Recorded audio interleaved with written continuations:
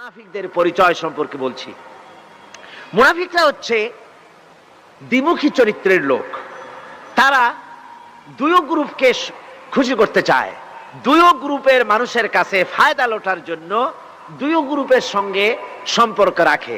ইসলাম বিরোধী যারা তাদের সাথেও সম্পর্ক থাকে, আর ইসলাম যারা করে তাদের সাথেও সম্পর্ক রক্ষা করে।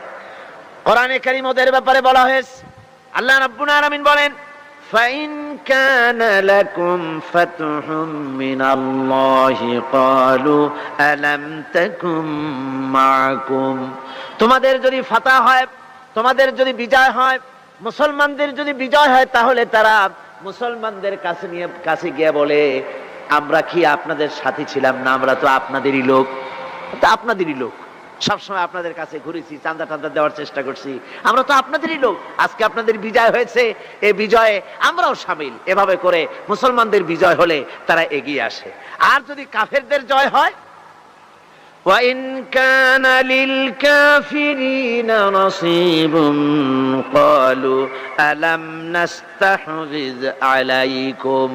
কাফেরদের যদি বিজয় হয়, তাহলে কাফেরদের কাছে গিয়ে বলে, আমরা তো তোমাদের সাথীরই লোক, আর মুসলমানদের অত্যাচার থেকে বাঁচাবার জন্য তোমাদেরকে আমরা বড় চেষ্টা করেছি, মুসলমানেরা যাতে তোমাদের উপর অত্যাচার করতে না পারে, সেজন্য রাত দিন আমরা পরিশ্রম করেছি, আমরা তোমাদের সাথীরই লোক।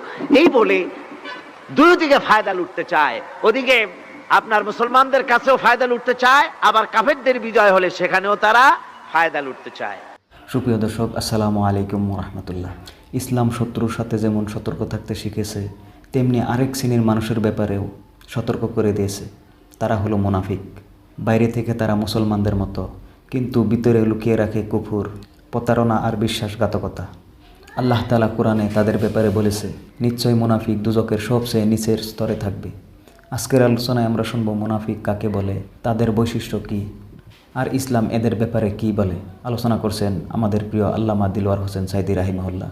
চলুন শুনি। মুনাফিকরা হলো সুবিধাবাদী। মুনাফিকরা কি? সুবিধাবাদী, সুবিধাবাদ জিন্দাবাদ, এই চরিত্রের লোক।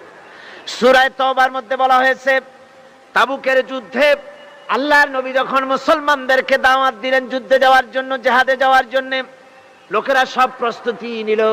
মুনাফিকরা তখন গিয়ে রাসূলের কাছে আরজ করলেন। মুনাফিকরা বলল, হে আল্লাহর নবী, আমার কোমরে ব্যথা, কেউ বলল আমার মাথায় যন্ত্রণা, কেউ বলল আমার মেয়ের বিবাহ, কেউ বলল আমার ফসল পেকেছে, এই সময় যেতে পারবো না। নানান অজুহাত দিয়ে তারা যাওয়া থেকে বিরত রইল। আল্লাহ রাব্বুল আলামিন এদের চরিত্র সম্পর্কে কোরআনে কারীমের মধ্যে বলে দিলেন, লাউ কানা আরাদান করিবান ওয়া সাফারান কাসিদান লাত্তাবাউক ওয়ালাকিন বাউদাত আলাইহিমুশ শুক্কা। আল্লাহ পাক বলছেন, লাউ কানা আরাদান করিবান ওয়া সাফারান কাসিদান, যদি সফর হতো সহজ, সফরটা যদি, রাস্তাটা যদি সুগম হতো, আর ফায়দাটা যদি সহজলভ্য হতো, লাত্তাবাউক, তাহলে অবশ্যই এই লোকেরা আপনার অনুসরণ করত। যেহেতু পথ খুব কঠিন, শত শত মাইল যেতে হবে মদিনা থেকে তাবুকের প্রান্তরে, বহুত কষ্ট, উট আছে, ঘোড়া আছে, আবার অনেকের নাই, পায়ে হেঁটে যেতে হবে, খাবার আছে, আবার অনেকের কাছে নাই, খেতে কষ্ট হবে, যেতে কষ্ট হবে, পথে কষ্ট হবে, রৌদ্রে কষ্ট হবে, এই সব কষ্ট। আর ফায়দা খুব তাড়াতাড়ি জিততে পারবো, তাও তো এখানে ধারণা নাই। মুনাফিকরা বলেছে, মুসলমানরা যখন জিহাদে যাচ্ছে, বলেছে যাও, এরা মক্কার কুরাইশ না, রোমকদের সাথে লড়াই হবে, টের পাবা, রোমকরা ঝুলাইয়া পিটাইয়া জনমের যুদ্ধের স্বাদ মিটাইয়া দেবে। এইভাবে করে মুসলমানদেরকে ভয় দেখিয়েছে, নিজেরাও যায় নাই, ওদেরকেও বাধা দিয়েছে। আল্লাহ বলছেন, ও নবী, যদি রাস্তাটা খুব সুগম হতো, আর যাইয়েই যদি যুদ্ধে জয়লাভ করার মতো ধারণা ওদের থাকতো, গনিমতের মাল অনেক পাবে, এই চিন্তা যদি থাকতো, লাত্তাবাউক, তাহলে অবশ্যই এরা আপনার সাথে যেত। কিন্তু বিষয়টা হচ্ছে, ওয়ালাকিন বাউদাত আলাইহিমুশ শুক্কা, বিষয়টা হচ্ছে এই পথটা বড় কঠিন, মোটেই সুগম নয়, এই জন্য তারা বিরত রয়েছে, আপনার সাথে যায় নাই। আর ফিরে যখন রাসূল এলেন, যখন আল্লাহর নবী জিহাদে বিজয়ী হয়ে যখন ফিরে এলেন মদিনায়, আল্লাহ রাব্বুল আলামিন বলেন এই মুনাফিকরা সকলের আগে রাসূলের সঙ্গে দেখা করেছে। ফাসায়াহলিফুনা বিল্লাহি লাবিস্তাতানা লাখারাজনা মাআকুম, সাথে এসে বলছে যে তারা কসম করে বলছে, আল্লাহ পাক বলছেন ওরা কসম করে বলে যে আল্লাহর কসম, যদি হুজুর আমাদের সামর্থ্য থাকতো, শক্তি থাকতো, কেবল যে কোমরটা ব্যথা করতেছিল, কেবল যে মাথায় যন্ত্রণা ছিল, কেবল যে আমাদের ধানগুলো, আমাদের ফসলগুলো পেকে গেছিল, নইলে কি আমরা বসে থাকি আপনার সাথেই জিহাদে আমরা শরীক হয়ে যেতাম। এইভাবে তারা হচ্ছে মুনাফিক চরিত্রের, সব সময় সুবিধাবাদী লোক। তাদের ভিতর এবং বাইরে রয়েছে বৈসাদৃশ্য। মুখে যে কথা বলে অন্তরে সেটা না, অন্তরে যেটা মুখে আর একটা। এটা কাদের লক্ষণ? মুনাফিকদের। কোরআনে কারীমে রব্বুল আলামিন বলেন ইয়াকুলুনা বিআলসিনাতিহিম মা লাইসা ফি কুলুবিহিম, তারা সেই কথাই মুখ দিয়ে উচ্চারণ করে যে কথা তাদের মনের ভিতরে নাই, মনে একটা মুখে একটা। এটাই হলো মুনাফিকদের চরিত্র। আর এদের আরেকটা কোয়ালিটি হলো, আপনারা দেখবেন মুনাফিক চিনবেন, মুনাফিক কে তা চিনতে খুবই সুবিধা হবে। এরা হচ্ছে মুসলিম জাতির বিপদ যদি দেখে দারুণ খুশি হয়। বসনিয়ায় মুসলমানেরা মরে, একটা টু শব্দ করবে না, কিন্তু দেশে যদি কোন রকম কিছু হয় নাই, তাও অস্থির সাম্প্রদায়িক বলে গালি দিয়া একেবারে চায়ের কাপে ঝড় তুলে বসে। ঠিক কিনা কর? ঠিক কিনা? বাবরি মসজিদ ভাঙা হয়েছে, সেই উপলক্ষে ভারতে শত শত মসজিদ ভাঙতেছে অহরহ, সে ব্যাপারে কথা নাই। শনির আখড়া ভাঙলো কিনা তা দেখার জন্য রাত দিন 24 ঘন্টা যাওয়া হচ্ছে। মুসলমানেরা বিপদে পড়লে তাদের কলজা আনন্দে ফুর্তিতে ভরে যায়। মুসলমানের যখন বিপদে পড়ে তারা দারুণ খুশি হয়। আর মুসলমানদের যদি বিপদ হয়, বিপদে খুশি। আর মুসলমানরা যদি সুখ পায়, সমৃদ্ধি পায়, তাহলে তারা বেজার হয়ে যায়, কলজে জ্বলে যায়। আল্লাহ রাব্বুল আলামিন বলেন ইম তামসাসকুম হাসানাতুন তাসুহুম ওয়া ইন তুসিবকুম সাইয়্যাতুন ইয়াফরাহু বিহা। মুমিনদের যদি ভালো হয়, মুসলমানদের যদি সুখ এবং সমৃদ্ধি আসে, তাহলে মুসলমানদের সুখ সমৃদ্ধিতে তাদের কলিজা জ্বলে পড়ে যায়, অসন্তুষ্ট হয় দারুণ ভাবে। আর যদি মুসলমানদের বিপদ আসে, মুসিবত আসে, খুশিতে তাদের কলিজা একেবারে দারুণ ভাবে তাদের খুশিতে উদ্বেল হয়ে পড়ে। মুনাফিকদের আরেকটি চরিত্র হচ্ছে হকপন্থী এবং বাতিলপন্থীদের রোশনাল হতে, নিরাপদে থাকার জন্যে প্রতারণামূলক সম্পর্ক রাখে। প্রতারণামূলক সম্পর্ক মুসলমানদের কাছেও ভেড়ে, আবার ওদের সঙ্গেও ভেড়ে। টাকা পয়সা ওদের যদি থাকে, তো এই বেশি টাকাগুলো দেয় ইসলাম বিরোধীদের, আর মুসলমানদেরকে সামান্য দিয়া সম্পর্ক রক্ষা করে। জানি না কোন দল ক্ষমতা যাবে, বলা তো যায় না, কাজে দুই দিকে সম্পর্ক রক্ষা করে তারা চলে। আল্লাহ রাব্বুল আলামিন বলেন ইউরিদুনা আন ইয়ামানুকুম ওয়া ইয়ামানু কওমাহুম, ওরা চায় দুই সম্প্রদায়ের সঙ্গে সম্পর্ক রক্ষা করে প্রতারণামূলক আচরণ করে নিজেদেরকে টিকিয়ে রাখার জন্য চেষ্টা করে। মুনাফিকদের অবস্থা হচ্ছে তারা ইসলামের ক্ষতি সাধনের জন্য সারাক্ষণ চেষ্টা সাধ্য করতে থাকে। আর ইসলামের বিচার পদ্ধতি মুনাফিকদের পছন্দ নয়। ইসলামের যে কোনো বিচার পদ্ধতি শুনলেই তাদের দারুণ জ্বালা করে। যেমন ইসলামের বিচার পদ্ধতি হলো চোর পুরুষ হোক আর নারী হোক, উভয়ের হাত কেটে দাও। এ শুনলে তারা বলে এটা হলো বর্বর আইন। জিনার শাস্তি, মদখোরের শাস্তি, হত্যাকারীর শাস্তি, কোরআনে কারীম যে শাস্তি বিধান করেছে তা শুনলে পরে তাদের দারুণ খারাপ লাগে এবং এ নিয়ে বিতর্ক সৃষ্টি করে। কোরআনে কারীম আল্লাহ পাক এই চরিত্র সম্পর্কে বলেছেন ইউরিদুনা আন ইয়াতাহাকাবু ইলাত তাগুত, তারা শয়তানের আইনকে প্রতিষ্ঠিত করতে চায়, অর্থাৎ আল্লাহর আইন বিদায় করে দিয়ে মানুষের তৈরি করা মতবাদকে প্রতিষ্ঠিত করার জন্য তারা চেষ্টা চালায়। শুধু তাই নয়, মুনাফিকদের আরেকটা চরিত্র হলো তারা যদি আজান শুনতে পায়, আজান এবং নামাজ সম্পর্কে তারা কটূক্তি করে, আজান এবং নামাজ সম্পর্কে তারা কটূক্তি করতে থাকে। এটা হলো মুনাফিকদের আরেকটা চরিত্র। আল্লাহ রাব্বুল আলামিন বলেন, ওয়াইদা নাদাইতুম ইলাস সালাতি ইত্তাখাযুহা হুজওয়ান ওয়া লাইবান। যখন আজান তারা শোনে, যখন নামাজের দিকে তাদেরকে ডাকা হয়, তখন তারা ঠাট্টা করে, বিদ্রূপ করে। আরেকটি চরিত্র হলো সমাজের ভিতরে অশ্লীলতা বাড়াবার জন্য তারা প্রচেষ্টা চালায়। ইন্নাল্লাযীনা ইউহিব্বুনা আন তাশিআল ফাহিশাতু ফিল্লাযীনা আমানু লাহুম আযাবুন আলীম। ঈমানদার লোকদের মধ্যে অশ্লীলতা এরা বেশি করে ছড়াবার জন্য চেষ্টা করে, মানুষকে দুশ্চরিত্র বানাবার জন্য তারা চেষ্টা করে। এইভাবে করে রেডিওর মাঝে, সিনেমার ভিতরে, গানের মাধ্যমে, যাত্রার মাধ্যমে, পত্রপত্রিকার মাধ্যমে নানান ভাবে চেষ্টা চালায় যাতে করে মুসলমানদের মধ্যে চরিত্রহীনতা বাড়তে থাকে, শয়তানি বদমাশি বাড়ে, মানুষ চরিত্রবান হতে পারে এমন কিছু প্রদর্শিত হবে না, বরং প্রদর্শিত হবে মুনাফিকরা চেষ্টাই চালাবে যাতে করে মানুষের দ্বীন ও ঈমান নষ্ট হতে পারে, সেগুলি তারা করতে থাকবে। এগুলি হলো মুনাফিকের চরিত্র। এগুলি কি চরিত্র? পাপের কাজ যদি দেখে তড়িৎ গতিতে ওরা ঝাঁপিয়ে পড়ে। কোরআনে কারীমে রব্বুল আলামিন বলেন, ওয়া তারা কাসীরাম মিনহুম ইউসারিউনা ফিল ইসমি ওয়াল উদওয়ান। মুনাফিকদের চরিত্র এটা যে তারা যখনই সুযোগ পায় তখনই খারাপ কাজের দিকে, মন্দ কাজের দিকে ঝাঁপায় পড়ে এবং মানুষদেরকে মন্দের দিকে, গুনাহের দিকে, জুলুমের দিকে, অত্যাচারের দিকে তড়িৎ গতিতে তারা ধাপায় পড়ে। এটা হলো তাদের কাজ।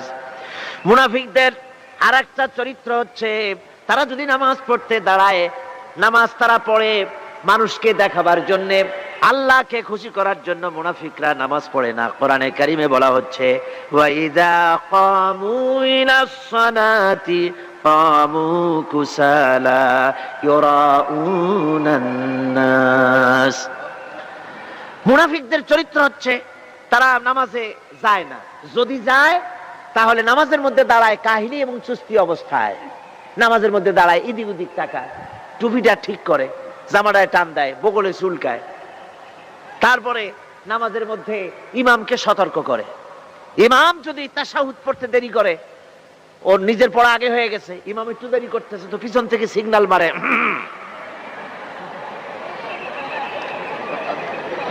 এগুলি নামাজ হচ্ছে, আল্লাহ পাক বলছেন ইউরাউনান নাস, এরা মানুষকে দেখাবার জন্য নামাজ পড়ে, এগুলি আসল নামাজ নয়, এগুলি আসল নামাজ নয়, আল্লাহকে সন্তুষ্ট করার জন্য নয়, এগুলি মানুষকে দেখাবার জন্য তারা নামাজ পড়ে। আমার ভাইরা, ইসলামের চরিত্রগুলি, কাজগুলি তারা করতে চায় না। সব সময়ের জন্য ইসলামের সঙ্গে বিরোধিতা করা এবং ইসলামের অপব্যাখ্যা করা, এগুলি হচ্ছে এই মুনাফিকদের চরিত্র, মুনাফিকদের কাজ।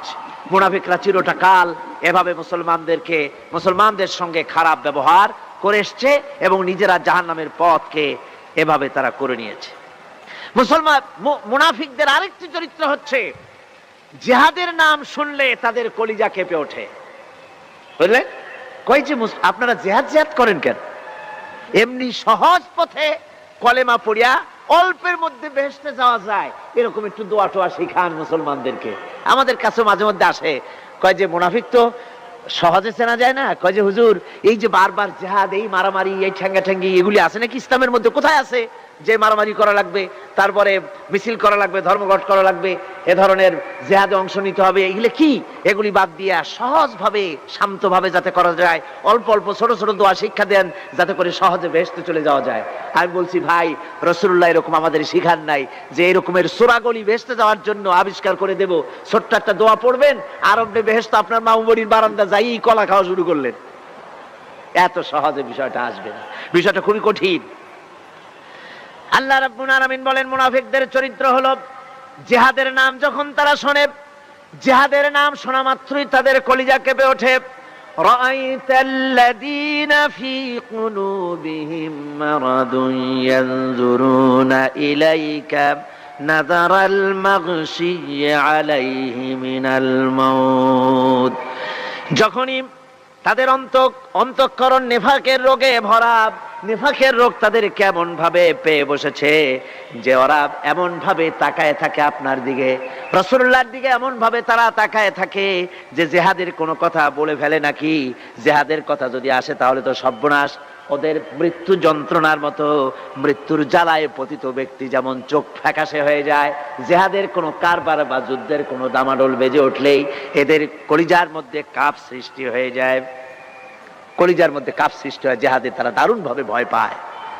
মোমেনদের উল্টা, মোমেনদের হলো জিহাদের নাম শুনতে তাদের কলিজার মধ্যে ফুর্তি আসে। তার কারণ হচ্ছে জিহাদের ময়দান হচ্ছে এমন এক ময়দান, আল জান্নাতু তাহতা দিলালিস সায়ুফ, বেহেশত হচ্ছে তরবারির ছায়াতলে।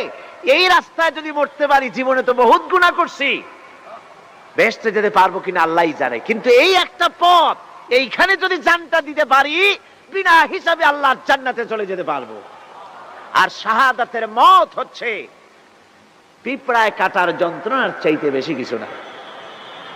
মোমেনদের দিলের জন্য খুশি হয়, আর ওদের দিল দারুণ কষ্ট তারা পেতে থাকে। এদের অবস্থা হচ্ছে যেখানে দ্বীনের কথা হয় সেখানে তারা চুপ করে বসে কথা শোনে, আর যখন দ্বীন ইসলামী আন্দোলনের কথা আসে, জিহাদের কথা আসে, তখন তারা খুব ভয় পায়া এদিক ওদিক তাকায়। কোরআনে কারিমে ওদের এই চরিত্র সম্পর্কে বলা হয়েছে, ওয়াইযা মা উনজিলাত সূরাতুন নাযারা বা'দাহুম ইলা বা'দিন হাল ইয়ারাকুম মিন আহাদিন সুম্মা ইনসারাফু। এরা কোরআনের আয়াত যখন নাজিল হয় তখন একজন আরেকজনের দিকে তাকাতাকি করে, কি জানি আমাদের ব্যাপারে কোনো আয়াত নাজিল হয়ে পড়ে নাকি, অথবা জিহাদের ব্যাপারে কোনো আয়াত নাজিল হয়ে পড়ে নাকি। কেউ দেখে নাকি এই সব এদিক ওদিক তাকাই আসতে এই জায়গা থেকে কেটে পড়ে, যে আমাদের চরিত্রই তো বর্ণনা করা হচ্ছে, কাজী এখন আর বসা ঠিক না, আস্তে করে কেটে পড়ার জন্য চেষ্টা করে। এটা হলো মুনাফিকদের আর একটা চরিত্র। এরা এইভাবে করে নিজেদের চরিত্রকে প্রকাশ করে ধরা পড়ে, এবং ইসলামের সবচাইতে মারাত্মক ক্ষতি এই মুনাফিকরা চিরকাল করেছে। আল্লাহ রাব্বুল আলামিন বলেন, মুনাফিকদের ব্যাপারে মুসলমানদের বিপদ হলে তারা দারুণ ভাবে খুশি হয়, আর মুনাফিকদের চরিত্র হলো মুসলমানদের উপকার হলে, ভালো হলে তারা দারুণ ভাবে অসন্তুষ্ট হয়ে যায়। যখন আর আল্লাহ মুমিনদেরকে সান্ত্বনা দেন, মুমিনদেরকে আল্লাহ পাক সান্ত্বনা দিচ্ছেন মুনাফিকদের ব্যাপারে, কুল লা ইউসিবানা ইল্লা মা কাতাবাল্লাহু লানা ওয়া মাওলানা ওয়া আলাল্লাহি ফালিয়াতাওয়াক্কালিল মুমিনুন। মুনাফিকদের শোনায় দাও। মুমিনদেরকে বলা হচ্ছে তোমরা মুনাফিকদের শোনাও যে তোমরা যে আমাদের ব্যাপারে খুশি হচ্ছ, যে আমাদের বিপদ দেখা, আমাদের চতুর্দিক থেকে বিপদ, মুসলমানদের আর চতুর্দিক থেকে কি বিপদ, এই বিপদ দেখে তোমরা দারুণ খুশি যে মুসলমানেরা এইবার মার খাচ্ছে, ইসলামী আন্দোলন আর কোমর সোজা করে দাঁড়াতে পারবে না, এইবার শেষ, বুদ্ধি করিয়া যে ষড়যন্ত্রের জালে আটকায় দিছি আর মুক্তি হবে না, এই যে তারা খুশি। আল্লাহ রাব্বুল আলামিন বলেন, মুমিনেরা তোমাদের ঘাবড়াবার কোনো কারণ নাই, তোমরা বলে দাও কুল লা ইউসিবানা ইল্লা মা কাতাবাল্লাহু লানা, তোমরা শোনায় দাও যে আমাদের কিছুই হয় না, আমাদের শুধু তাই হয় যে আল্লাহ রাব্বুল আলামিন আমাদের জন্য লিখে রেখেছেন, আমাদের তাকদীরে যেটা আছে ওটাই হবে, এর থেকে বেশি কিছুই হবে না। তিনি আমাদের মাওলা, তিনি আমাদের মনিব, তিনি আমাদের প্রভু, আর সমস্ত মুমিনদের উচিত সে আল্লাহর উপরই নির্ভর করা। তবে তোমরা জেনে রাখো, তোমরা আমাদের জন্য যে জিনিসের অপেক্ষা করছো, কুল হাল তারাব্বাসুনা বিনা ইল্লা ইহদাইল হুসনাইন, তোমরা আমাদের জন্য যে জিনিসের অপেক্ষা করতেছো, আল্লাহ বলছেন মুমিনেরা তোমরা বলো, তোমরা মুনাফিকদের বলো যে আমাদের ব্যাপারে তোমরা যে জিনিসের অপেক্ষা করছো তার দুটি ভালোর একটি ছাড়া কি, অর্থাৎ তোমরা আমাদের জন্য অপেক্ষা করতেছো আমরা যেন মরে যাই, আমরা যেন শেকস্ত খাই, তো আমরা যদি পৃথিবীতে মরে যাই তাহলে তো আমরা শহীদ হয়ে গেলাম, আর আমরা যদি বেঁচে থাকলাম তো আমরা তো গাজী হয়ে গেলাম। আমাদের ওই যে হাতি মরার মতো আর বাঁচার মতো, হাতি মরলেও লাখ টাকা, বাঁচলেও লাখ টাকা। আমরা মরলে গাজী, বাঁচলে কি শহীদ। কোন দিক দিয়ে আমাদের ঠগ নাই। সুতরাং তোমরা আমাদের জন্য যে জিনিস অপেক্ষা করো তার দুটো ভালোর একটি ছাড়া কি। আর আমরা তোমাদের ব্যাপারে, তোমরা যেমন আমাদের ব্যাপারে অপেক্ষা করতেছো, আমরাও তোমাদের ব্যাপারে আরেকটা জিনিসের অপেক্ষা করছি। ওয়া নাহনু নাতারাব্বাসু বিকুম আইয়ুসিবাকুমুল্লাহু বিআযাবিন মিন ইনদিহি আও বিআইদিনা। আমরাও তোমাদের জন্য অপেক্ষা করতেছি একটা জিনিসের। তোমরা আমাদের জন্য দুটি জিনিস অপেক্ষা করো, আমরাও তোমাদের জন্য দুটি জিনিস অপেক্ষা করছি। তা হচ্ছে তোমাদের শাস্তিটা আল্লাহ নিজে দিবেন না আমাদের হাত দিয়ে দেওয়াবেন, আমরা সেইটার অপেক্ষা করতেছি। ফাতারাব্বাসু ইন্না মাআকুম মুতারাব্বিসুন। সুতরাং তোমরা অপেক্ষা করতে থাকো, আমরা অপেক্ষা করতে থাকি। ব্যাপারটা কোথায় গিয়ে দাঁড়ায় আসো আমরা সকলে তা লক্ষ্য করি। সুতরাং এই মুনাফিকদের এই হচ্ছে চরিত্র, চিরকাল ইসলামের সঙ্গে বিরোধিতা করা, মুসলমানদের সাথে ঠাট্টা বিদ্রুপ করা, এটাই হচ্ছে তাদের চরিত্র। এই চরিত্র দিয়েই তারা ইসলামকে চিরকাল ক্ষতিগ্রস্ত করে এসেছে। রাসূল পাক সাল্লাল্লাহু আলাইহি ওয়াসাল্লাম এই মুনাফিকদের সম্পর্কে বলেছেন যে মুনাফিকরা হচ্ছে ইদা হাদা গাদারা, যখন তারা ওয়াদা করে সে ওয়াদাকে তারা খেলাফ করে। এটা হচ্ছে মুনাফিকদের একটা চরিত্র। তারপরে তাদের কাছে কোনো জিনিস আমানত রাখলে, ইদা উতুমিনা খানা, যখন আমানত রাখা হয় সে আমানতের তারা খেয়ানত করে। তারপরে যখন তারা ঝগড়ায় লিপ্ত হয় তখন তারা পরস্পরকে গালাগালি করে। আর যদি তারা কথা বলে, কথার মধ্যে কথায় কথায় তারা মিথ্যে কথা বলে। এই হচ্ছে মুনাফিকদের চরিত্র। এরপরে মুনাফিকরা শুধু রুজি রুটি আর পেট নিয়েই তারা ব্যস্ত থাকে। মুনাফিকদের এই চরিত্র কোরআন এবং হাদিসে আল্লাহ রাব্বুল আলামিন স্পষ্ট করে মানুষের সামনে তুলে ধরেছেন, যাতে করে আমরা মুনাফিকি চরিত্র থেকে রক্ষা পেতে পারি। এই মুনাফিকদের সম্পর্কে সর্বশেষ কথা, আল্লাহ রাব্বুল আলামিন যেহেতু মুনাফিকরা ইসলামের সবচাইতে বেশি ক্ষতি করেছে, সেই জন্য আল্লাহ রাব্বুল আলামিন নবীকে বলেছেন যে আপনি যদি এদের ব্যাপারে ইস্তাগফির লাহুম আও লা তাস্তাগফির লাহুম ইন তাস্তাগফির লাহুম ৭০ মাররাতান ফালান ইয়াগফিরাল্লাহু লাহুম, আপনি যদি এদের জন্য ক্ষমা চান, আর ক্ষমা আপনি নাই চান, এমনকি ৭০ বারও যদি আপনি মুনাফিকদের জন্য আমি আল্লাহর কাছে ক্ষমা প্রার্থনা করেন, আমি আল্লাহ রব্বুল আলামিন মুনাফিকদেরকে ক্ষমা করে দেব না। মুনাফিক হচ্ছে চরমভাবে ক্ষতিগ্রস্ত, দুনিয়াও ক্ষতিগ্রস্ত হবে, আখিরাতেও তারা ক্ষতিগ্রস্ত হবে। আল্লাহ পাকের কত বড় কথা যে কিয়ামত পর্যন্ত মুনাফিকদের জন্য হুজুর সাল্লাল্লাহু আলাইহি ওয়াসাল্লামকে বলা হচ্ছে যে ৭০ বারও যদি তাদের জন্য আপনি আমার কাছে ক্ষমা চান, আমি মুনাফিকদেরকে কখনো ক্ষমা করব না। সুতরাং আমাদেরকে বুঝতে হবে মুনাফিকি চরিত্র সবচাইতে নিকৃষ্ট চরিত্র, আর এই চরিত্রে আল্লাহ পাক সবচাইতে বেশি অসন্তুষ্ট হন। আল্লাহ পাক তাই বলছেন, কাবুরা মাকতান ইনদাল্লাহি আন তাকুলু মা লা তাফআলুন। আল্লাহর কাছে সবচাইতে বেশি ক্রোধ উদ্রেককারী এই ব্যাপারটাই যে তোমরা যা বলো তা তোমরা করো না। এটা বড় মারাত্মক ব্যাপার, আল্লাহ এটাকে সহ্য করেন না। সুতরাং মুমিনদেরকে এই আয়াত থেকে শিক্ষা গ্রহণ করতে হবে, মুনাফিকি ছাড়তে হবে, আনুগত্য করতে হবে সবটাই আল্লাহর। কার আনুগত্য হবে? আল্লাহ এবং রাসূলের আনুগত্য জীবনের সকল ক্ষেত্রেই করতে হবে। এটাই মুসলমানদের জন্য ঈমানের সবচেয়ে বড় দাবি। তারপরে রব্বুল আলামিন বলেন, ইন্নাল্লাহা ইউহিব্বুল্লাযীনা ইউকাতিলুনা ফি সাবিলিহি সাফফান কাআন্নাহুম বুনিয়ানুম মারসুস। আল্লাহ পাক বলছেন, আল্লাহ নিশ্চয়ই ভালোবাসেন সেই সব লোকদেরকে যারা কাতারবন্দী হয়ে আল্লাহর রাস্তায় লড়াই করে, সীসা ঢালা প্রাচীরের মতো ইস্পাত কঠিন দৃঢ় হয়ে যারা কাতারবন্দী হয়ে সুসংবদ্ধ হয়ে আল্লাহর জন্য যারা লড়াই করে। এখানে বলা হচ্ছে যে লড়াইটা হবে আল্লাহর জন্য, সংগ্রাম হবে কার জন্য? ইউকাতিলুনা ফি সাবিলিহি। লড়াই কিন্তু কখনোই,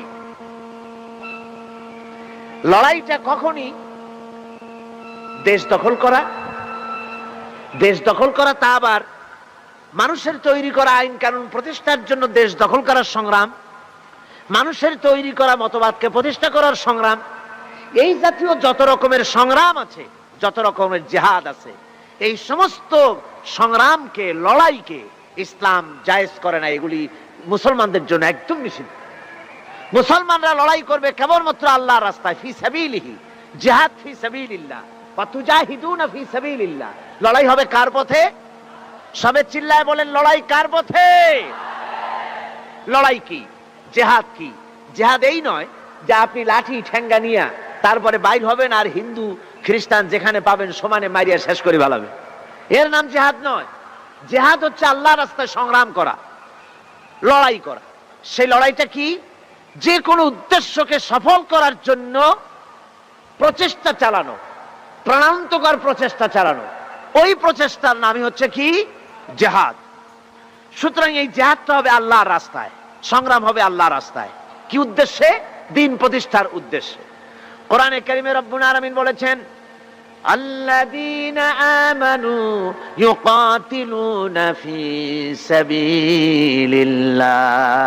যারা নাকি ঈমানদার তারা লড়াই করে আমি আল্লাহর রাস্তায়, আমি আল্লাহর পথে তারা লড়াই করে, সংগ্রাম করে আমার দেওয়া জীবন ব্যবস্থা প্রতিষ্ঠার জন্য।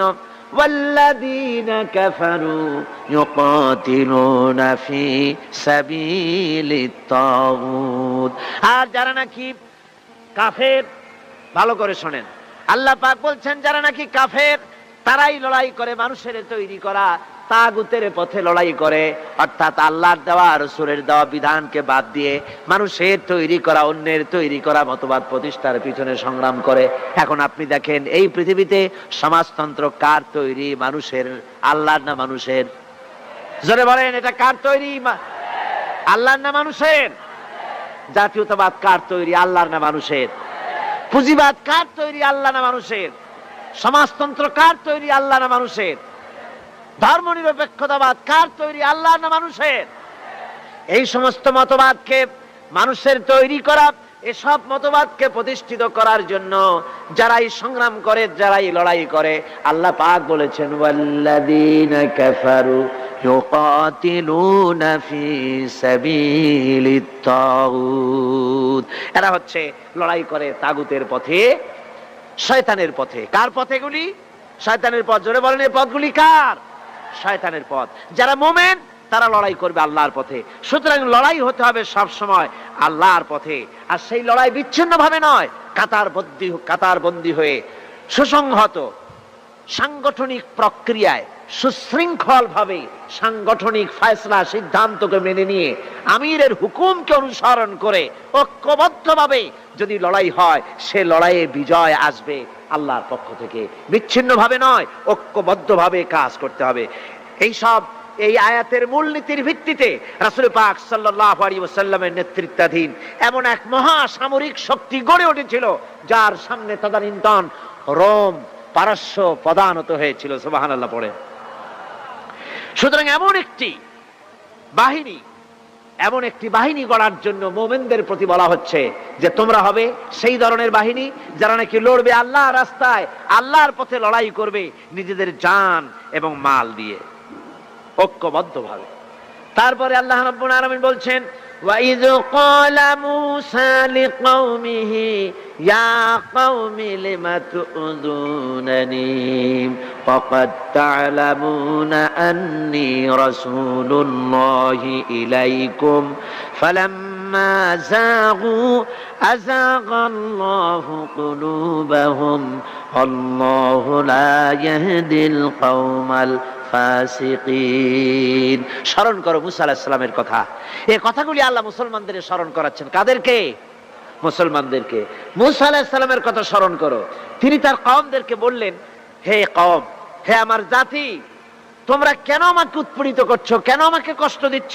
ওয়াকাদ তা'লামুনা আন্নী রাসূলুল্লাহি ইলাইকুম। আর একথা তোমরা ভালো করেই জানো যে আমি তোমাদের জন্য রাসূল হয়ে এসেছি আল্লাহর পক্ষ থেকে। বন্ধুগণ, কোরআনে কারীমে একথা বলা হয়েছে, সর্বত্র প্রায় এসেছে নবীদের উপরে সমকালীন যুগের লোকেরা নবীদেরকে কষ্ট দিয়েছে, মুসিবত দিয়েছে। কারণ কি? নবীদের স্বভাব খারাপ ছিল, তাই নাকি? নাউযুবিল্লাহি মিন যালিক। নবীরা স্বভাব চরিত্রের দিক থেকে সর্বশ্রেষ্ঠ। নবীদের জন্য সমকালীন লোকেরা ক্ষেপলো কেন? ক্ষেপেছে একটাই কারণ ছিল।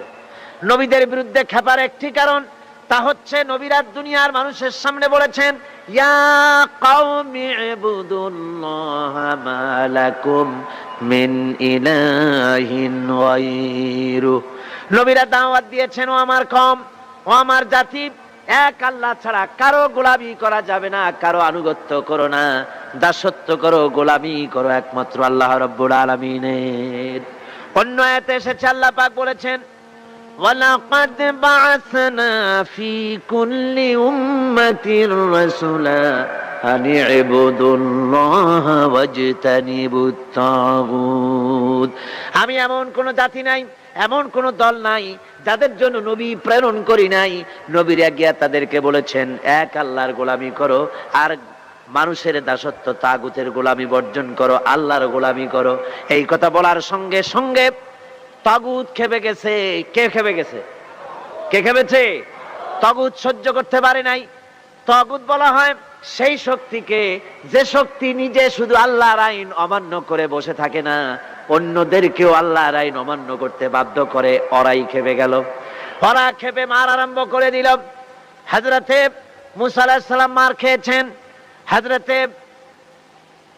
হযরতে মুসা আলাইহিস সালাম, হযরত ঈসা আলাইহিস সালাম, ইব্রাহিম আলাইহিস সালাম, নূহ আলাইহিস সালাম, এমন কোন পয়গম্বর আছেন যিনি মার খান নাই? কোরআনে কারীম বলা হচ্ছে, ইয়া হাসরাতান আলাল ইবাদ মা ইয়াতিহিম মির রাসূলিন ইল্লা কানু বিহি ইস্তাহজিউন। আফসোস বান্দার উপরে, এমন একজন রাসূল পাঠাই নাই যার সঙ্গে সমকালীন যুগের লোকেরা ঠাট্টা করে নাই, বিদ্রুপ করে নাই, পাগল বলে নাই। এমন একজনও পাঠাই নাই। যাকেই পাঠিয়েছি তার সাথে সমকালীন লোকেরা ঝগড়া বিবাদ করেছে, মারধর করেছে, অত্যাচার করেছে। বিশ্বকবি, কবি সম্রাট আল্লামা ইকবাল রহমাতুল্লাহ আলাইহি বলেছেন, সতীজা কা রহা হ্যায় আজল সে তা ইমরোজ, सतेजा का रहा है असल से तायम रोज, चरागे मुस्तफा भी से शरारे बुलाबीस।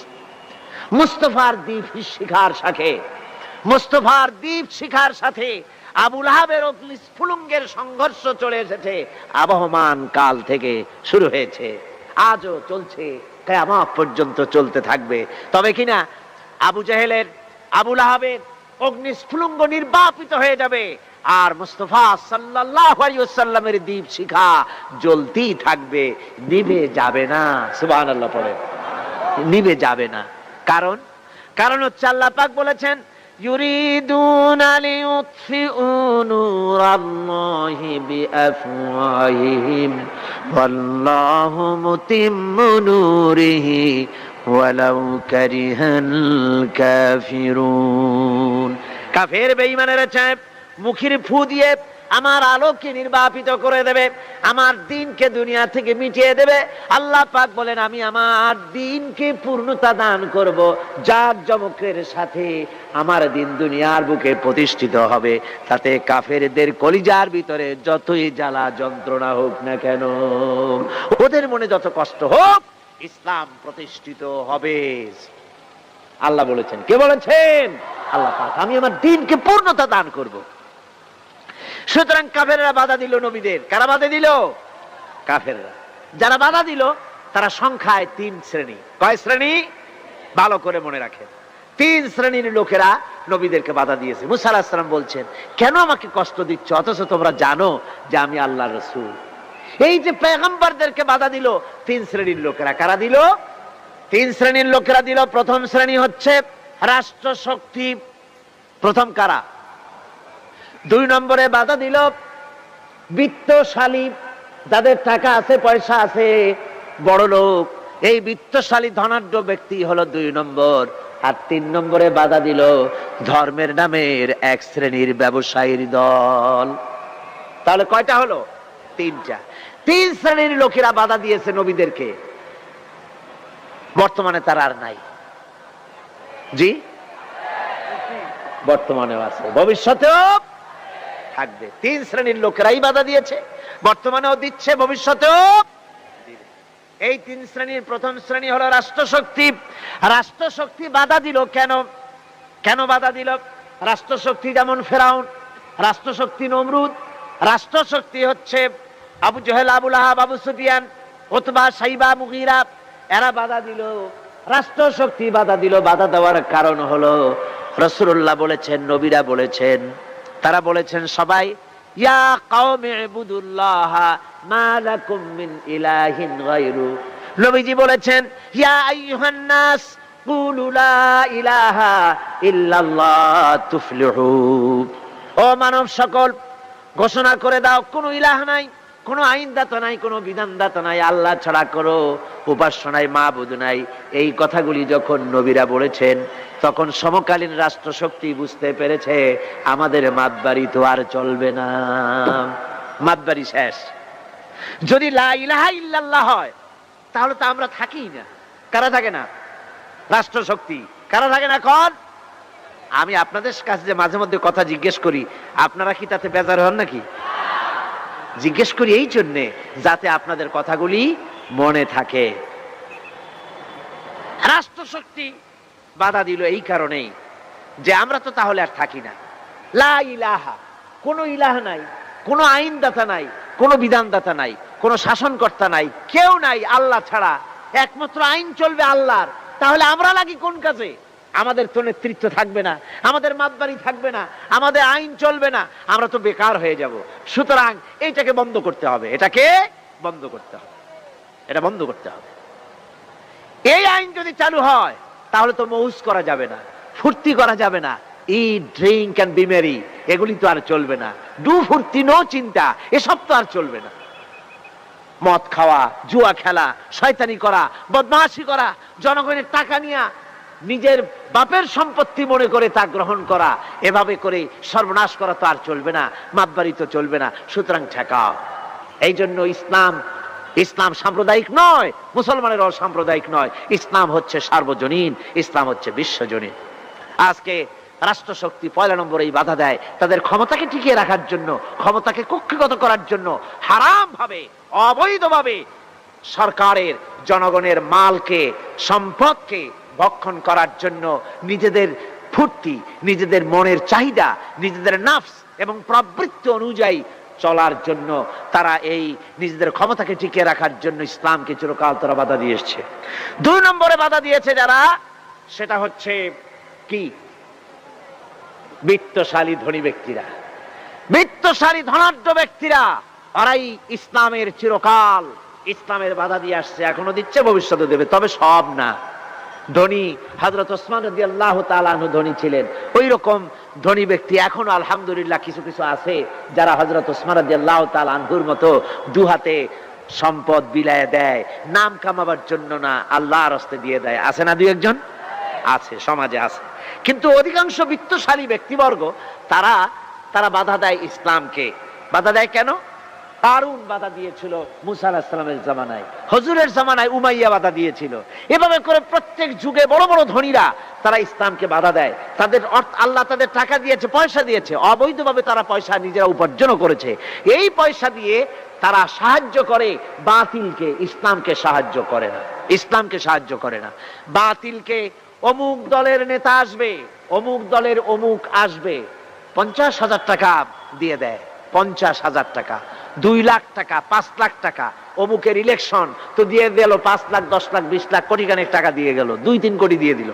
কিন্তু ইসলামের কোরআনের মাহফিল হবে, তাফসীর হবে, 5টা টাকা বাইরেতে কলিজাটা ছটফট করতে থাকে এই সব লোকে, ঠিক কিনা কন? ইসলামের জন্য কাজ হবে, ইসলামের জন্য কোন প্রোগ্রাম হাতে নেওয়া হয়েছে, অথবা ইসলামের জন্য নির্বাচন হচ্ছে, এই ধরনের যত রকমের প্রক্রিয়া আছে, এই প্রক্রিয়াগুলি করতে গেলে পরে তখন তাদের থেকে টাকা বের হতে চায় না, বাতিলকে সাহায্য করে চূড়ান্ত ভাবে। আর ইসলামকে দিতে চায় না। তার কারণ ইসলাম যদি ক্ষমতায় যায় তাহলে অবৈধ পন্থায় যে সব টাকা রোজগার করা হয়েছে এই পথগুলি বন্ধ হয়ে যাবে। তাই তাদের ভয় ইসলামের প্রতি, যেগুলি পথ যদি বন্ধ হয়ে যায় তাহলে তো আমাদের ফুর্তি আর চলবে না, মৌত চলবে না, জেনা ব্যভিচার চলবে না, শয়তানি বদমাশি চলবে না। সেই জন্য তাদের টাকা দিয়ে তারা ইসলামকে দুহাতে ঠেকাবার জন্য তারা প্রচেষ্টা চালায়। কথা বুঝতে পেরেছেন? এরপরে 3 নম্বরে যারা বাধা দেয় তারা হলো ধর্মের নামের এক শ্রেণীর ব্যবসায়ীর দল। ধর্মের নামের এক শ্রেণীর ব্যবসায়ী দল। এরা হচ্ছে আল্লাহ রাব্বুল আলামিন কোরআনে কারীমের মধ্যে বলেছেন, ইয়া আইয়ুহাল্লাযীনা আমানু ইন্না কাসীরাম মিনাল আহবারি ওয়ার রুহবানি লায়াকুলুনা আমওয়ালান নাসি বিল বাতিল ওয়া ইয়াসুদ্দুনা আন সাবিলিল্লাহ। আল্লাহ রাব্বুল আলামিন বলেন, বিশ্বাসীরা শোনো, আরেক দল লোক হচ্ছে যারা আহলে কিতাবের এক শ্রেণীর পীর দরবেশ আলেম জাতীয় এক শ্রেণীর লোক, যারা নাকি আহবার এবং রহবান, কোরআনের পরিভাষায় বলা হয়েছে এদের কাজ হলো মানুষের মালকে, সম্পদকে বাতিল পন্থায় ভক্ষণ করা। নিজেদেরকে জনগণের সামনে এভাবে পেশ করে যে তারাই যেন বেহেশতের এজেন্ট, তাদেরকে খুশি করতে পারলেই আল্লাহ খুশি হয়ে যাবে। এই জাতীয় একটা ভাব দ্বারা তারা মানুষের সামনে নিজেকে পেশ করে থাকে। আর ধর্মের বিভিন্ন অনুভূতি দিয়ে মানুষের কাছ থেকে টাকা পয়সা শোষণ করে নেওয়ার পথ চালু করে দেয়, সহজে বেহেশতে যাওয়ার পথ চালু করে দেয়। এ ধরনের অনেক বেদাত পূর্ণ কাজ তারা করে। আর বেদাত আর শিরকের মাধ্যমে ধর্মীয় অনুভূতি দিয়ে মানুষের কাছ থেকে টাকা পয়সা লুট করে নেওয়ার জন্য চেষ্টা করে।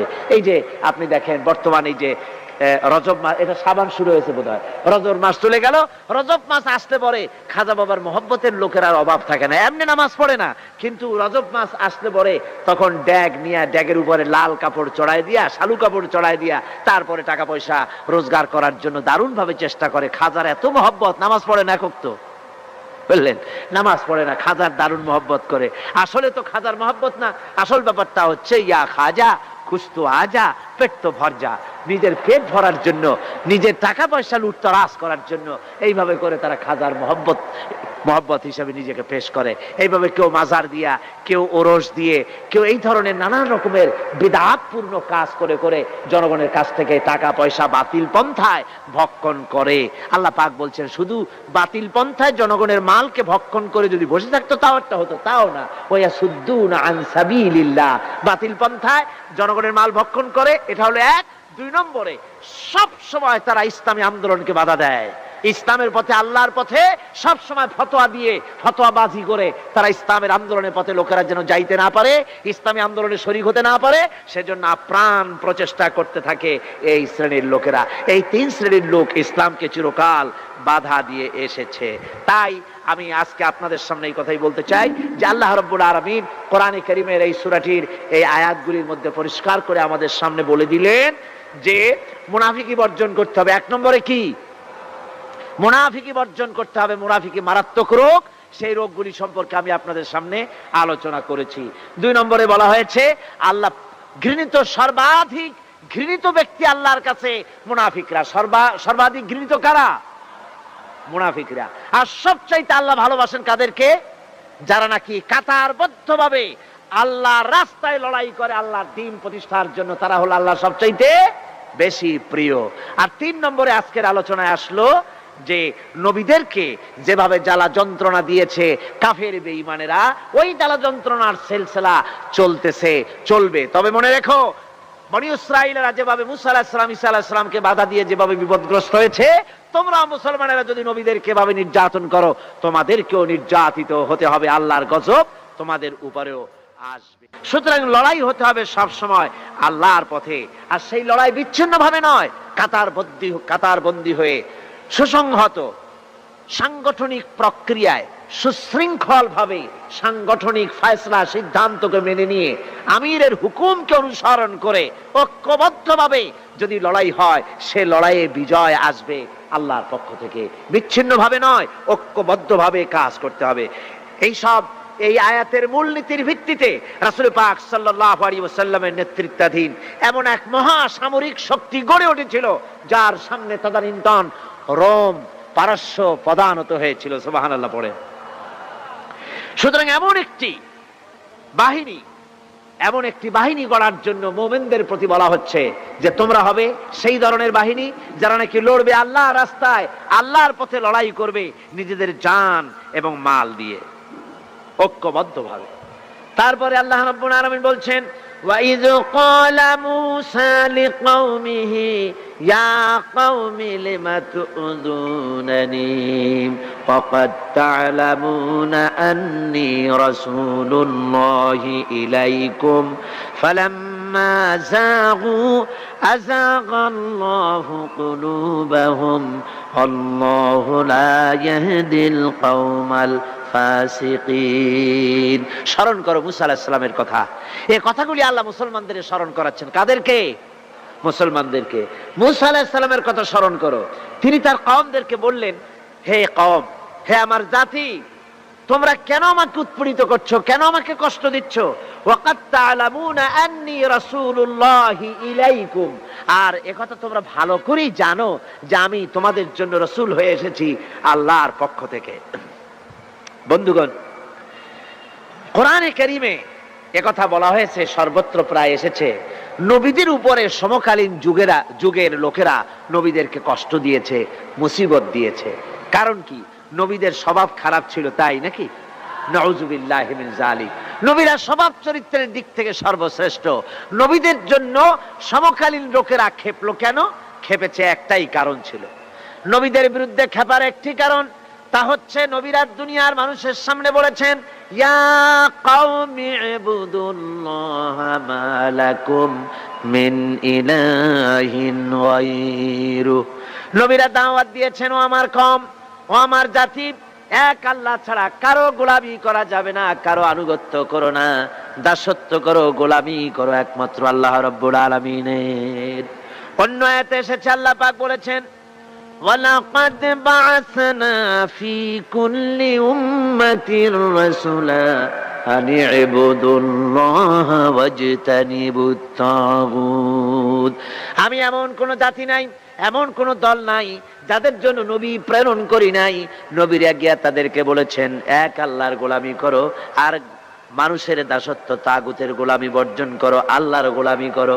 এই কথা বলার সঙ্গে সঙ্গে তাগুত খেপে গেছে। কে খেপে গেছে? কে খেপেছে? তাগুত সহ্য করতে পারে নাই।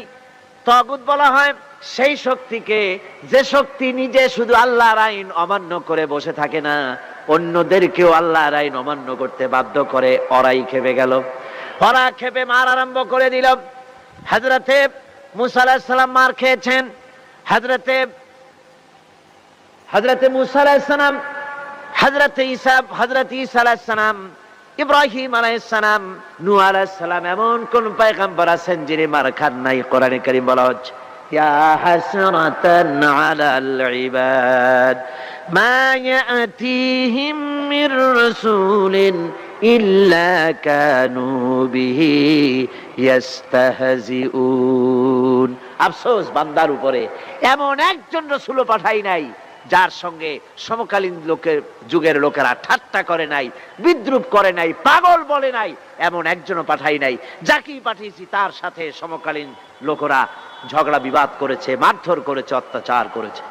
বিশ্বকবি, কবি সম্রাট আল্লামা ইকবাল রহমাতুল্লাহ আলাইহি বলেছেন, সতীজা কা রহা है अज़ल से तायम रोज, सतेजा का रहा है असल से तायम रोज, चरागे मुस्तफा भी से शरारे बुलाबीस।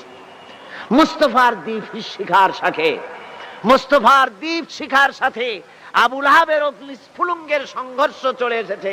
আবহমান কাল থেকে শুরু হয়েছে, আজও চলছে, কিয়ামত পর্যন্ত চলতে থাকবে। তবে কিনা আবু জেহেলের, আবু লাহাবের অগ্নিস্ফুলিঙ্গ নির্বাপিত হয়ে যাবে, আর মুস্তাফা সাল্লাল্লাহু আলাইহি ওয়াসাল্লামের দীপ শিখা জ্বলতেই থাকবে, নিভে যাবে না। সুবহানাল্লাহ পড়ে। নিভে যাবে না। কারণ কারণ হচ্ছে আল্লাহ পাক বলেছেন ইউরিদুনা লিইউতফিউ নূরাল্লাহি বিআফওয়াহিহিম ওয়াল্লাহু মুতিম্মু নূরিহি ওয়ালাউ কারিহাল কাফিরুন। কাফের বেঈমানেরা চায় মুখের ফু দিয়ে আমার আলোকে নির্বাপিত করে দেবে, আমার দ্বীনকে দুনিয়া থেকে মিটিয়ে দেবে। আল্লাহ পাক বলেন আমি আমার দ্বীনকে পূর্ণতা দান করব, জাঁকজমকের সাথে আমার দ্বীন দুনিয়ার বুকে প্রতিষ্ঠিত হবে। তাতে কাফেরদের কলিজার ভিতরে যতই জ্বালা যন্ত্রণা হোক না কেন, ওদের মনে যত কষ্ট হোক, ইসলাম প্রতিষ্ঠিত হবে। আল্লাহ বলেছেন, কে বলেছেন? আল্লাহ পাক। আমি আমার দ্বীনকে পূর্ণতা দান করব। সুতরাং কাফেররা বাধা দিল নবীদের। কারা বাধা দিল? কাফেররা। যারা বাধা দিল তারা সংখ্যায় 3 শ্রেণী। কয় শ্রেণী? ভালো করে মনে রাখেন। 3 শ্রেণীর লোকেরা নবীদেরকে বাধা দিয়েছে। মুসা আলাইহিস সালাম বলছেন, কেন আমাকে কষ্ট দিচ্ছ অথচ তোমরা জানো যে আমি আল্লাহর রাসূল? এই যে পয়গম্বরদেরকে বাধা দিল 3 শ্রেণীর লোকেরা। কারা দিল? 3 শ্রেণীর লোকেরা দিল। প্রথম শ্রেণী হচ্ছে রাষ্ট্র শক্তি। প্রথম কারা? 2 নম্বরে বাধা দিল বিত্তশালী, যাদের টাকা আছে, পয়সা আছে, বড় লোক। এই বিত্তশালী ধনাঢ্য ব্যক্তি হলো 2 নম্বর। আর 3 নম্বরে বাধা দিল ধর্মের নামের 1 শ্রেণীর ব্যবসায়ীর দল। তাহলে কয়টা হলো? 3টা। 3 শ্রেণীর লোকেরা বাধা দিয়েছে নবীদেরকে। বর্তমানে তারা আর নাই। জি, বর্তমানেও আছে, ভবিষ্যতেও থাকবে। 3 শ্রেণীর লোকেরাই বাধা দিয়েছে, বর্তমানেও দিচ্ছে, ভবিষ্যতেও দিবে। এই 3 শ্রেণীর প্রথম শ্রেণী হলো রাষ্ট্রশক্তি। রাষ্ট্রশক্তি বাধা দিল কেন? কেন বাধা দিল? রাষ্ট্রশক্তি যেমন ফেরাউন, রাষ্ট্রশক্তি নমরুদ, রাষ্ট্রশক্তি হচ্ছে আবু জেহেল, আবু লাহাব, আবু সুফিয়ান, উতবা, সাইবা, মুগীরা, এরা বাধা দিল। রাষ্ট্রশক্তি বাধা দিল। বাধা দেওয়ার কারণ হলো রাসূলুল্লাহ বলেছেন, নবীরা বলেছেন, তারা বলেছেন সবাই ইয়া কওমি ইবুদুল্লাহ মা লাকুম মিন ইলাহিন গায়রু। নবীজি বলেছেন ইয়া আইয়ুহান নাস কুলু লা ইলাহা ইল্লাল্লাহ তুফলিহু। ও মানব সকল, ঘোষণা করে দাও কোনো ইলাহ নাই, কোনো আইনদাতা নাই, কোনো বিধানদাতা নাই, আল্লাহ ছাড়া করো উপাস্য নাই, মাবুদ নাই। এই কথাগুলি যখন নবীরা বলেছেন, তখন সমকালীন রাষ্ট্রশক্তি বুঝতে পেরেছে আমাদের মাতবাড়ি তো আর চলবে না, মাতবাড়ি শেষ। যদি লা ইলাহা ইল্লাল্লাহ হয় তাহলে তো আমরা থাকি না। কারা থাকে না? রাষ্ট্রশক্তি। কারা থাকে না? কোন? আমি আপনাদের কাছে যে মাঝে মধ্যে কথা জিজ্ঞেস করি, আপনারা কি তাতে বেজার হন নাকি? জিজ্ঞেস করি এই জন্যে যাতে আপনাদের কথাগুলি মনে থাকে। রাষ্ট্রশক্তি বাধা দিল এই কারণেই যে আমরা তো তাহলে আর থাকি না। লা ইলাহা, কোনো ইলাহ নাই, কোনো আইনদাতা নাই, কোনো বিধানদাতা নাই, কোনো শাসনকর্তা নাই, কেউ নাই আল্লাহ ছাড়া। একমাত্র আইন চলবে আল্লাহর। তাহলে আমরা লাগি কোন কাজে? আমাদের তো নেতৃত্ব থাকবে না, আমাদের মাতবাড়ি থাকবে না, আমাদের আইন চলবে না, আমরা তো বেকার হয়ে যাব। সুতরাং এইটাকে বন্ধ করতে হবে, এটাকে বন্ধ করতে হবে, এটা বন্ধ করতে হবে। এই আইন যদি চালু হয় তাহলে তো মৌজ করা যাবে না, ফুর্তি করা যাবে না, ইট, ড্রিঙ্ক এন্ড বি মেরি, এগুলি তো আর চলবে না। ডু ফুর্তি, নো চিন্তা, এসব তো আর চলবে না। মদ খাওয়া, জুয়া খেলা, শয়তানি করা, বদমাশি করা, জনগণের টাকা নিয়ে নিজের বাপের সম্পত্তি মনে করে তা গ্রহণ করা, এভাবে করে সর্বনাশ করা তো আর চলবে না, মাতবাড়ি তো চলবে না। সুতরাং ঠেকাও। এই জন্য ইসলাম সাম্প্রদায়িক নয়, মুসলমানের অসাম্প্রদায়িক নয়। ইসলাম হচ্ছে সার্বজনীন, ইসলাম হচ্ছে বিশ্বজনীন। আজকে রাষ্ট্রশক্তি 1 নম্বরে এই বাধা দেয় তাদের ক্ষমতাকে টিকিয়ে রাখার জন্য, ক্ষমতাকে কক্ষিগত করার জন্য হারাম ভাবে, অবৈধভাবে সরকারের জনগণের মালকে, সম্পদকে ভক্ষণ করার জন্য নিজেদের ফুর্তি, নিজেদের মনের চাহিদা, নিজেদের নাফস এবং প্রবৃত্তি অনুযায়ী চলার জন্য তারা এই নিজেদের ক্ষমতাকে টিকিয়ে রাখার জন্য ইসলামকে চিরকাল তারা বাধা দিয়ে এসেছে। 2 নম্বরে বাধা দিয়েছে যারা, সেটা হচ্ছে কি? বিত্তশালী ধনী ব্যক্তিরা, বিত্তশালী ধনাঢ্য ব্যক্তিরা। ওরাই ইসলামের চিরকাল, ইসলামের বাধা দিয়ে আসছে, এখনো দিচ্ছে, ভবিষ্যতে দেবে, তবে সব না। ধনী হযরত ওসমান রাদিয়াল্লাহু তাআলা আনহু ধনী ছিলেন। ওই রকম ধনী ব্যক্তি এখনো আলহামদুলিল্লাহ কিছু কিছু আছে যারা হযরত ওসমান রাদিয়াল্লাহু তাআলা আনহুর মতো দুহাতে সম্পদ বিলায় দেয়, নাম কামাবার জন্য না, আল্লাহর রাস্তায় দিয়ে দেয়। আছে না দুই একজন? আছে, সমাজে আছে। কিন্তু অধিকাংশ বিত্তশালী ব্যক্তিবর্গ তারা বাধা দেয় ইসলামকে। বাধা দেয় কেন?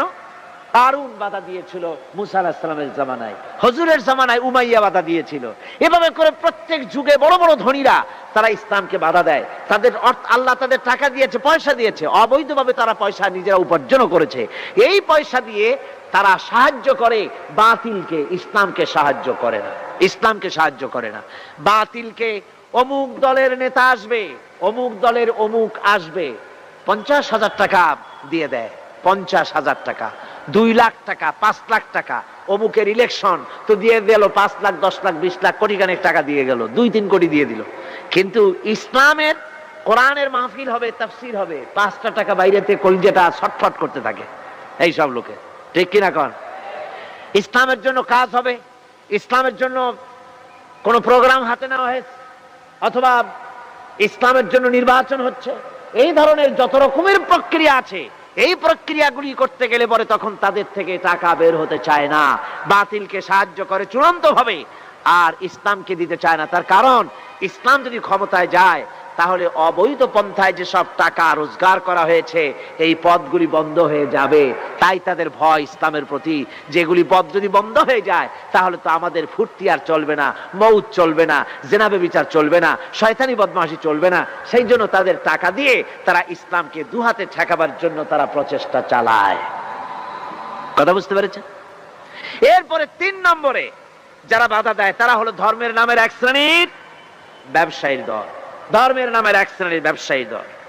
এরা হচ্ছে আল্লাহ রাব্বুল আলামিন কোরআনে কারীমের মধ্যে বলেছেন, ইয়া আইয়ুহাল্লাযীনা আমানু ইন্না কাসীরাম মিনাল আহবারি ওয়ার রুহবানি লায়াকুলুনা আমওয়ালান নাসি বিল বাতিল ওয়া ইয়াসুদ্দুনা আন সাবিলিল্লাহ।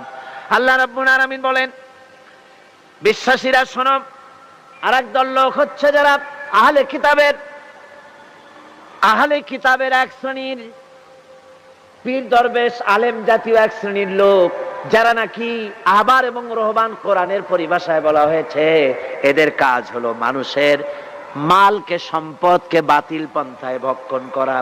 নিজেদেরকে জনগণের সামনে এভাবে পেশ করে যে তারাই যেন বেহেশতের এজেন্ট, তাদেরকে খুশি করতে পারলেই আল্লাহ খুশি হয়ে যাবে। এই জাতীয় একটা ভাব দ্বারা তারা মানুষের সামনে নিজেকে পেশ করে থাকে, আর ধর্মের বিভিন্ন অনুভূতি দিয়ে মানুষের কাছ থেকে টাকা পয়সা শোষণ করে নেওয়ার পথ চালু করে দেয়, সহজে বেহেশতে যাওয়ার পথ চালু করে দেয়। এ ধরনের অনেক বেদাত পূর্ণ কাজ তারা করে, আর বেদাত আর শিরকের মাধ্যমে ধর্মীয় অনুভূতি দিয়ে মানুষের কাছ থেকে টাকা পয়সা লুট করে নেওয়ার জন্য চেষ্টা করে। এই যে আপনি দেখেন বর্তমানে এই যে রজব মাস, এটা সাবান শুরু হয়েছে বোধহয়, রজব মাস চলে গেল, রজব মাস আসলে পরে খাজা বাবার মহব্বতের লোকের আর অভাব থাকে না। এমনি নামাজ পড়ে না, কিন্তু রজব মাস আসলে পরে তখন ড্যাগ নিয়ে ড্যাগের উপরে লাল কাপড় চড়াই দিয়া, শালু কাপড় চড়াই দিয়া তারপরে টাকা পয়সা রোজগার করার জন্য দারুণ ভাবে চেষ্টা করে। খাজার এত মহব্বত, নামাজ পড়ে না একক তো, বললেন নামাজ পড়ে না, খাজার দারুণ মহব্বত করে। আসলে তো খাজার মহব্বত না, আসল ব্যাপারটা হচ্ছে ইয়া খাজা খুশ তো আজা, পেট তো ভর যা। নিজের পেট ভরার জন্য, নিজের টাকা পয়সা লুটতরাজ করার জন্য এইভাবে করে তারা খাজার মহব্বত হিসাবে নিজেকে পেশ করে। এইভাবে কেউ মাজার দিয়া, কেউ ওরস দিয়ে, কেউ এই ধরনের নানান রকমের বিদআতপূর্ণ কাজ করে করে জনগণের কাছ থেকে টাকা পয়সা বাতিল পন্থায় ভক্ষণ করে। আল্লাহ পাক বলছেন, শুধু বাতিল পন্থায় জনগণের মালকে ভক্ষণ করে যদি বসে থাকতো তাও একটা হতো, তাও না। ওয়া সুদ্দুনা আন সাবিলিল্লাহ, বাতিল পন্থায় জনগণের মাল ভক্ষণ করে, এটা হলো এক। 2 নম্বরে সব সময় তারা ইসলামী আন্দোলনকে বাধা দেয়। ইসলামের পথে, আল্লাহর পথে সব সময় ফতোয়া দিয়ে, ফতোয়াবাজি করে তারা ইসলামের আন্দোলনের পথে লোকেরা যেন যাইতে না পারে, ইসলামী আন্দোলনে শরীক হতে না পারে, সেজন্য আপ্রাণ প্রচেষ্টা করতে থাকে এই শ্রেণীর লোকেরা। এই 3 শ্রেণীর লোক ইসলামকে চিরকাল বাধা দিয়ে এসেছে। তাই আমি আজকে আপনাদের সামনে এই কথাই বলতে চাই যে আল্লাহ রাব্বুল আলামিন কোরআনে কারীমের এই সূরাটির এই আয়াতগুলির মধ্যে পরিষ্কার করে আমাদের সামনে বলে দিলেন যে মুনাফিকি বর্জন করতে হবে। 1 নম্বরে কি? মুনাফিকি বর্জন করতে হবে। মুনাফিকি মারাত্মক রোগ, সেই রোগগুলি সম্পর্কে আমি আপনাদের সামনে আলোচনা করেছি। 2 নম্বরে বলা হয়েছে আল্লাহ। সুপ্রিয় দর্শক, মুনাফিক শুধু ইসলামের শত্রু নয়, বরং সে আসলে নিজের জন্যও সবচেয়ে বড় ক্ষতির কারণ। আল্লাহ তাআলা বলেছেন, নিশ্চয়ই মুনাফিকেরা সবচেয়ে নিচের স্তরে থাকবে। তাই আসুন আমরা সবাই নিজেদের ভিতরে তাকাই, যেন আমাদের মাঝে কোনো মুনাফিকি না থাকে। আল্লাহ তাআলা আমাদের সবাইকে সত্যিকারের ঈমানদার বানান, আমিন। ভিডিওটি ভালো লাগলে লাইক দিন, শেয়ার করুন এবং সাবস্ক্রাইব করে আমাদের পাশেই থাকুন। আসসালামু আলাইকুম ওয়া রাহমাতুল্লাহ।